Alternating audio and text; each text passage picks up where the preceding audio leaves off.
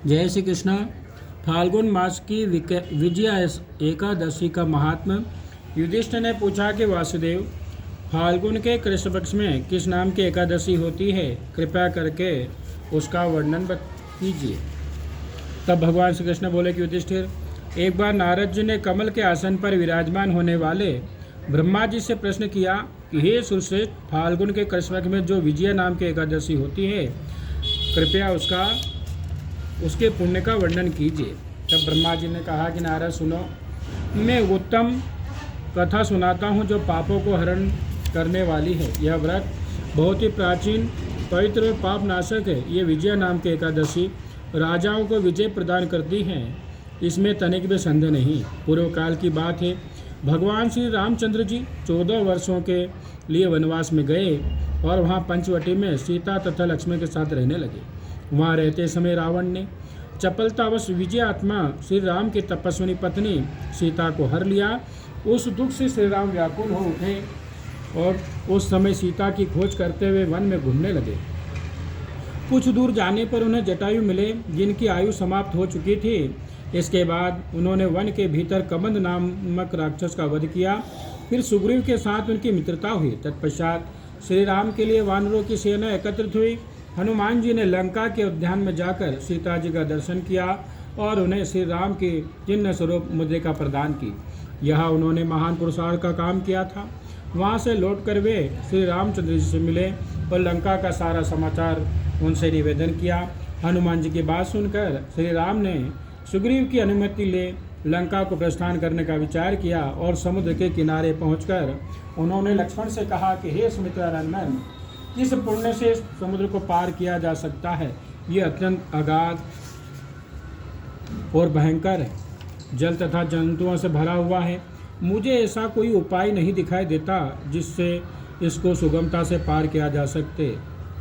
लक्ष्मण बोले कि महाराज, आप ही आदिदेव और पुराण पुरुष पुरुषोत्तम हैं, आपसे क्या छिपा है? यहाँ द्वीप के भीतर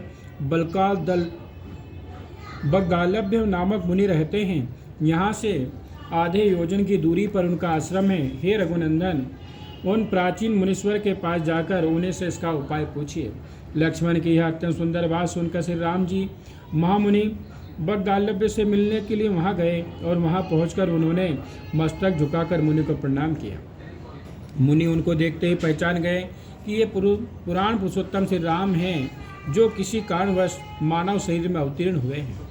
उनके आने से महर्षि को बड़ी प्रसन्नता हुई और उन्होंने पूछा, श्री राम, आपका कैसे यहाँ पर आगमन हुआ? श्री राम बोले कि ब्राह्मण, आपकी कृपा से राक्षस सहित लंका को जीतने के लिए सेना के साथ समुद्र के किनारे आया हूँ। हे मुने, आप जिस प्रकार समुद्र पार किया जा सके वह उपाय बताइए, मुझ पर कृपा कीजिए। तब बग्गालभ्य ने कहा कि श्री राम, फाल्गुन के कृष्ण पक्ष में जो विजया नाम की एकादशी होती है, उसका व्रत करने से आपकी विजय होगी। निश्चय ही आप अपनी वानर सेना के साथ समुद्र को पार कर लेंगे। राजन, अब इस व्रत की फलदायी विधि सुनिए। दशमी का दिन आने पर एक कलश स्थापित करें। वहाँ सोने, चांदी, तांबे अथवा मिट्टी का भी हो सकता है। उस कलश को जल से भरकर उसमें पल्लव डालें। उसके ऊपर भगवान नारायण के स्वर्णमय विग्रह की स्थापना करें। फिर एकादशी के दिन प्रातःकाल स्नान करें। कलश को पुनः स्थिरतापूर्वक स्थापित करें। माला, चंदन, सुपारी तथा नारियल आदि के द्वारा विशेष रूप से उसका पूजन करें। कलश के ऊपर सप्तधान और जौ रखें। गंध, धूप, दीप और भांति भांति के नैवेद्य से पूजन करें। कलश के सामने बैठकर वह सारा दिन उत्तम कथा वार्ता आदि के द्वारा व्यतीत करें तथा रात में भी वह जागरण करें। अखंड व्रत की सिद्धि के लिए घी का दीपक जलाएं।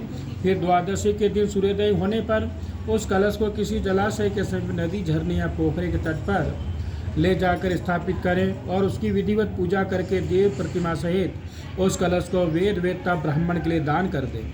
महाराज, कलश के साथ ही और भी बड़े बड़े दान देना चाहिए। श्री राम, आप अपने यतपतियों के साथ इसी विधि से प्रयत्नपूर्वक विजया का यह व्रत कीजिए, इससे आपकी विजय होगी। ब्रह्मा जी कहते हैं कि नारद, यह सुनकर श्री रामचंद्र जी ने मुनि के कथन अनुसार उस समय विजया एकादशी का व्रत किया। उस व्रत के करने से श्री रामचंद्र जी विजयी हुए और उन्होंने संग्राम में रावण को मारा, लंका पर विजय पाई और सीता को प्राप्त किया। हे पुत्र, जो मनुष्य इस विधि से व्रत करते हैं उन्हें इस लोक में विजय प्राप्त होती है और उनका परलोक भी अक्षय बना रहता है। भगवान श्री कृष्ण कहते हैं कि युधिष्ठिर, इस कारण विजया एकादशी का व्रत करना चाहिए। इस प्रसंग को पढ़ने और सुनने से वाजपेयी यज्ञ का फल मिलता है। बोले जय श्री कृष्ण भगवान की।